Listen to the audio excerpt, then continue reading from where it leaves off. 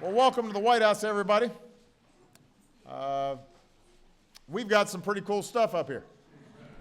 And we also have people here who could explain what it all is. But thank you so much for being here. We've got, first and foremost, some people who I'm proud to call friends and have been fighting on behalf of American workers every single day. We've got the governor of the great state of Illinois, Pat Quinn, is here in the house.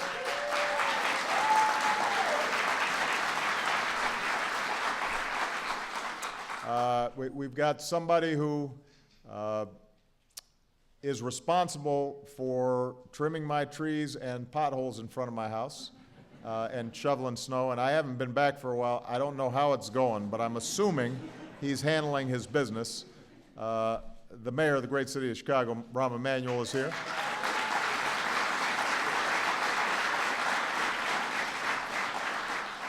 We've got Phil LaJoy, who's the supervisor of Canton Township, Michigan, who is here. There he is. Good job, Phil. And we've got some outstanding members of Congress who are here, especially someone who just announced that this would be his last term in Congress, but is somebody who so many of us have learned from, have admired. He is a man who has, every single day of his life in office, made sure that he was fighting on behalf of people who really needed help, and he is going to be very missed. John, you are not just the longest-serving member of Congress in American history. You're also one of the very best. Michigan's own John Dingell is here.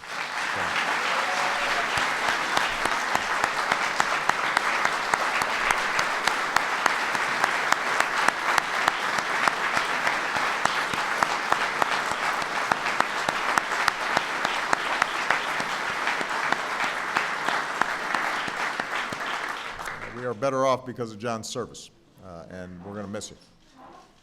Now, today I am joined by researchers who invent some of the most advanced metals on the planet, designers who are modeling prototypes in the digital cloud, folks from the Pentagon who help to support their work.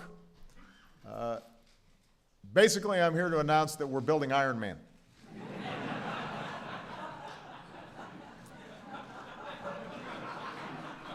I'm going to blast off in a second. This has been a secret project we've been working on for a long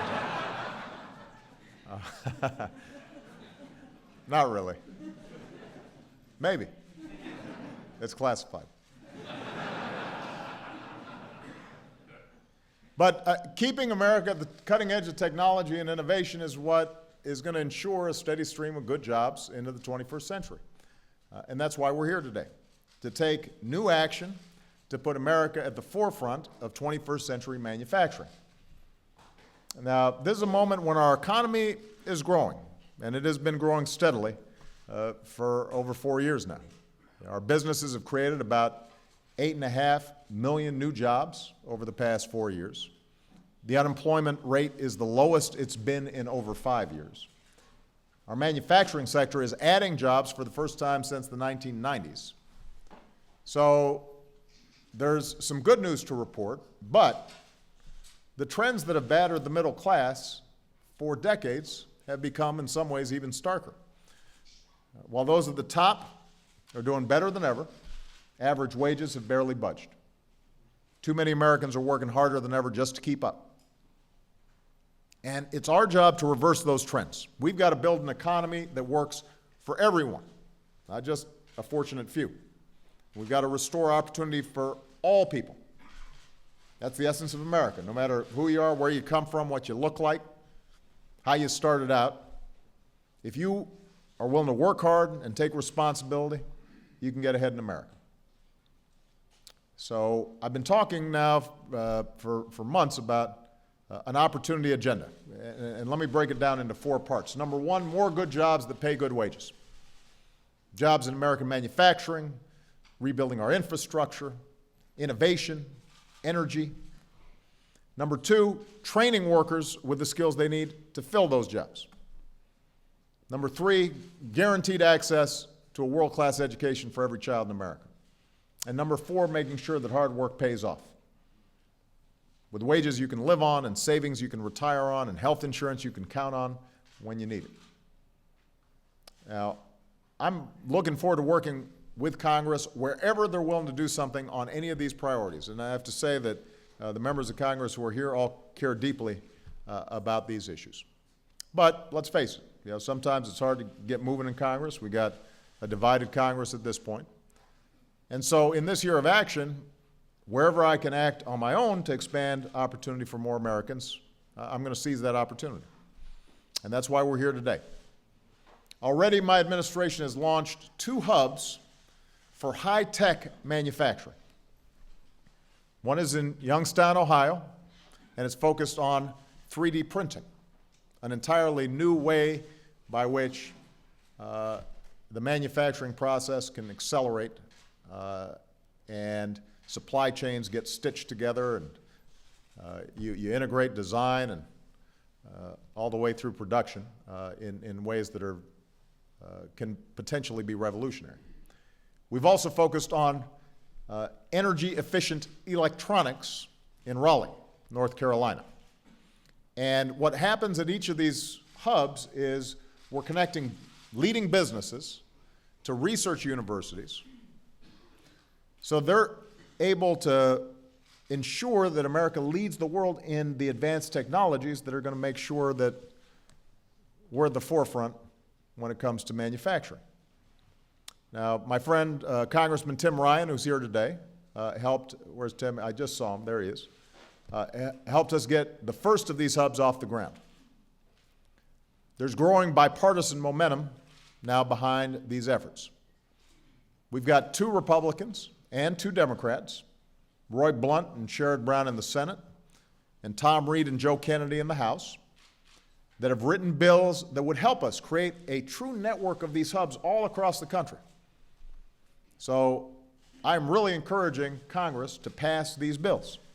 They're good ideas, and what they do is not only help link up our top researchers with our best business people, but suddenly they become a focal point of opportunity, and businesses around the country and around the world start seeing, if I'm interested in digital technologies, that's the place I should locate. If I'm interested in 3D printing, let me go there. And so you get a virtuous cycle that can take place.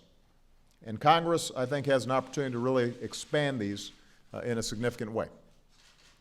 In the meantime, while Congress decides on what it's going to do, we're going to go ahead and take some action to launch more of these hubs this year. And today we're announcing the next 2 advanced manufacturing hubs. One is in the Detroit area, and the other is in Chicago, Illinois.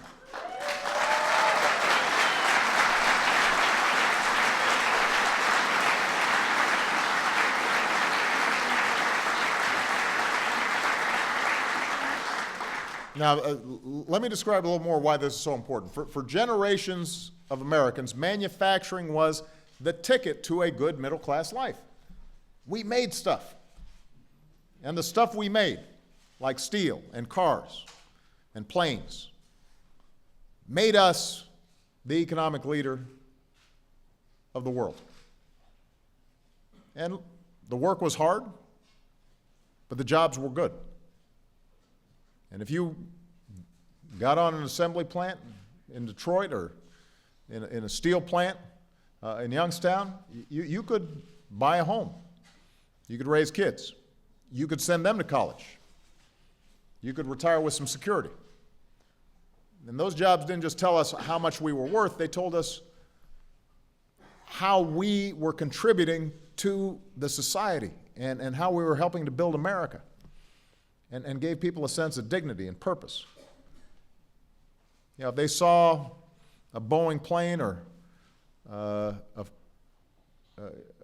of the big 3 cars rolling off the assembly line, they said, you know what, I made that. And they were iconic.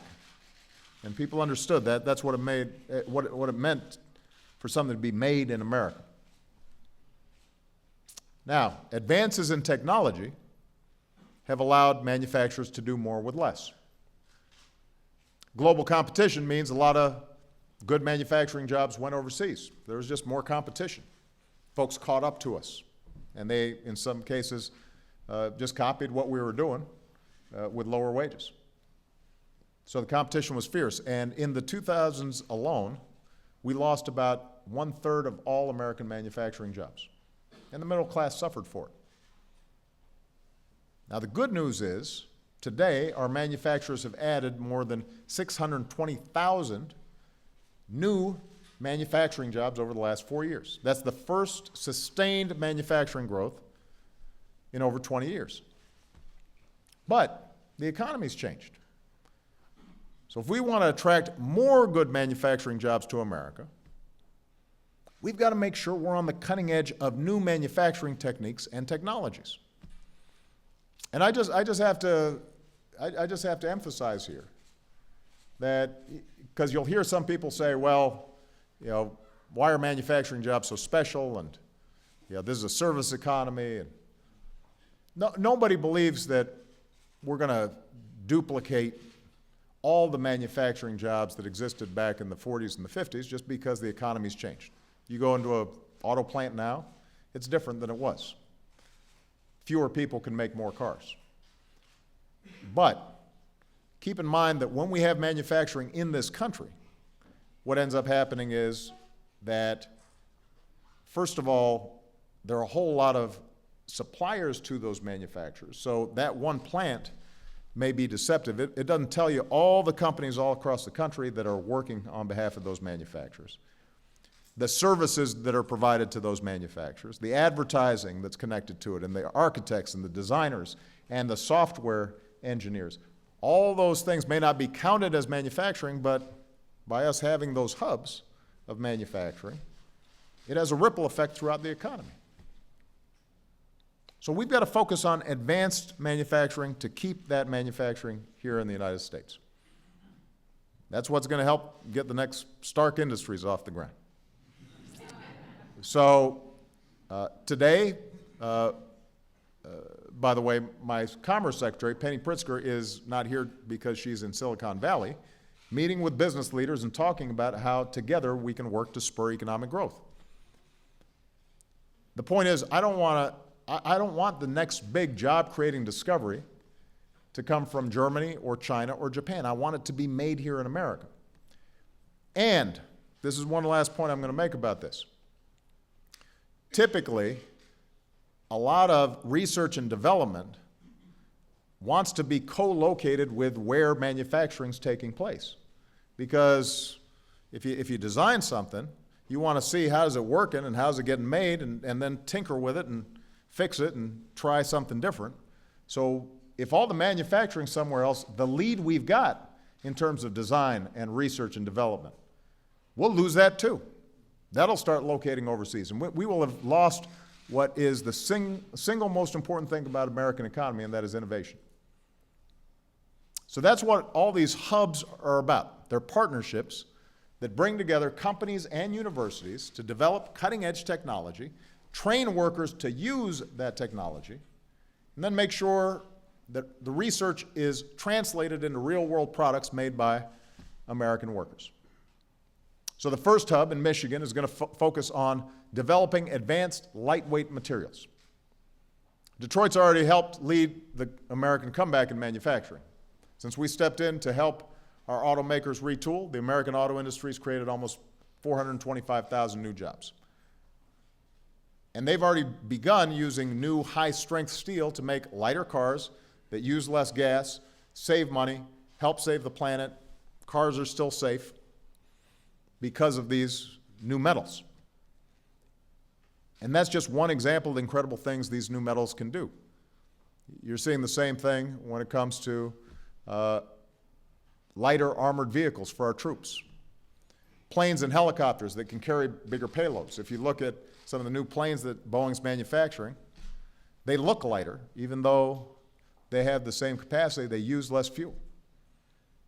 Wind turbines that generate more power at less cost. prosthetic limbs that help people walk again who never thought they could.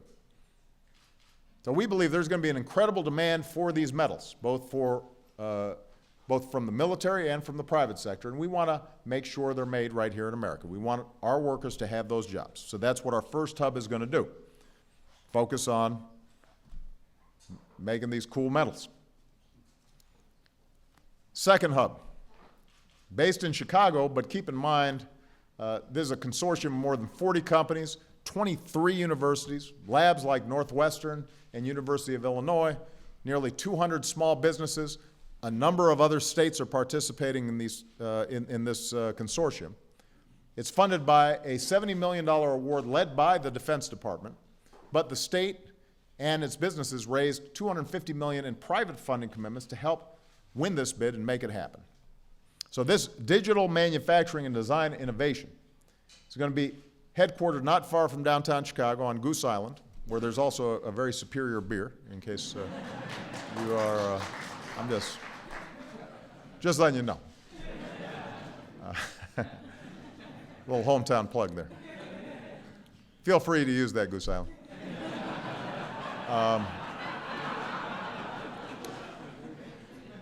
And it's going to focus on using digital technology and data management to help manufacturers turn their ideas into real-world products faster and cheaper than before.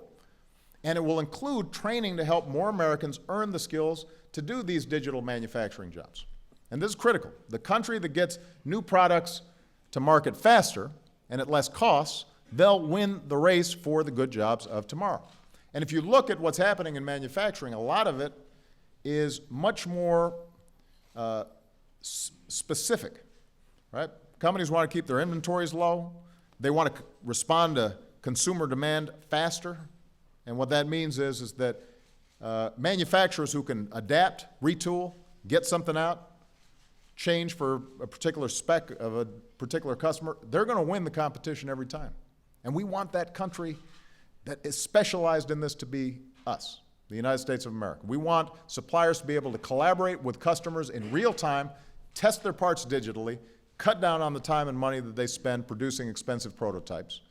We want our manufacturers to be able to custom design products tailored to each individual consumer. We want our troops to be able to download digital blueprints they can use to 3D print new parts and repair equipment right there in the field.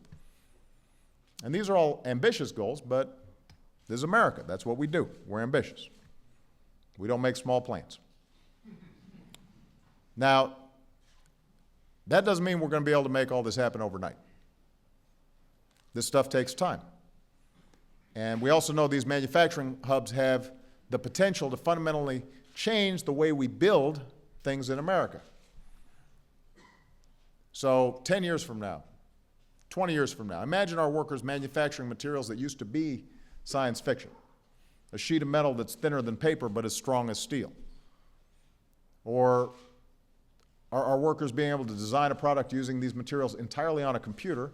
They bring it to market, less money, hire folks to build it right here, sell it all over the world. That's what the next generation of American manufacturing could look like. But to get there, we can't stop at just 4 of these hubs. I'm really excited about these 4 hubs. The only problem is Germany has 60 of them. Germany has 60 of them. Part of the reason Germany has been able to take the lead in certain manufacturing areas is because they've invested in these hubs. And then they invest in the training of the workers for these very precise machines and tools. And that means that cuts into our market share when it comes to manufacturing around the world. So we can't let Germany have 60 and us have 4.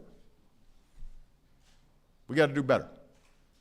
So I'm hoping that we can get these outstanding members of Congress to push this through so I can sign a bill.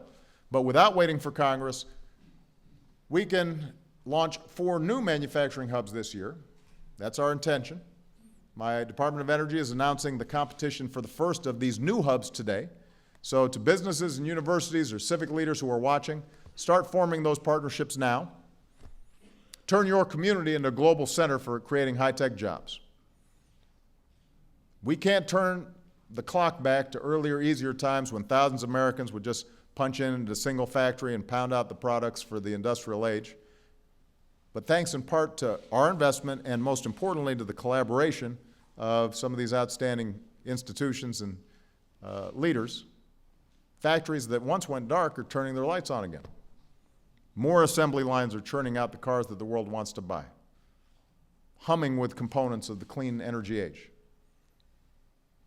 If we stay focused on winning this race, we will make sure the next revolution in manufacturing is an American revolution. And we'll make sure that opportunity for all is something that's made in the USA. Thanks very much, everybody. Congratulations. Good job. Keep it up.